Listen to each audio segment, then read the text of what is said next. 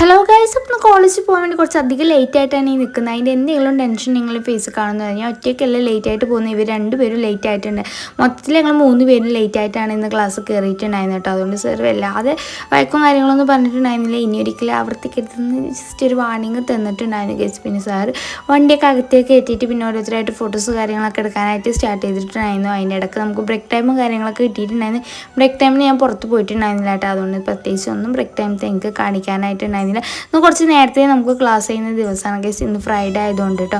പിന്നെ നമ്മൾ ക്ലാസ് കഴിഞ്ഞ ശേഷം നേരെ ഹോസ്റ്റലിലേക്ക് വന്നിട്ടുണ്ടായിരുന്നു. ഹോസ്റ്റലിൽ പോയിട്ട് നേരെ ലഞ്ചാണ് കഴിച്ചിട്ടുണ്ടായിരുന്നത്. ലഞ്ച് വന്നിട്ട് നമുക്ക് ചോറ്, കടലക്കറി, അച്ചാറൊക്കെ ആയിരുന്നു കേട്ടോ. അപ്പോൾ ഇന്ന് ഷിഫ ഉണ്ടായിരുന്നു ലഞ്ച് കഴിക്കാൻ വേണ്ടിയിട്ട്. ഷിഫ സ്പെഷ്യലായിട്ട് കൊണ്ടുവന്ന് നിന്നിട്ടുണ്ടായിരുന്നു ചിക്കൻ കറി, അതുപോലെ തന്നെ ബീഫ് കറിയും ബീഫ് വരട്ടിയതൊക്കെ ആയിരുന്നു ഉണ്ടായിരുന്നത്. എല്ലാവരും കൂടി ഇരുന്ന് ലഞ്ചും കാര്യങ്ങളൊക്കെ കഴിച്ച് കുറച്ച് റെസ്റ്റൊക്കെ എടുത്തിട്ടാണ് ഈ ക്ലാസ് പോകണമെന്ന് വിചാരിക്കുന്നത്.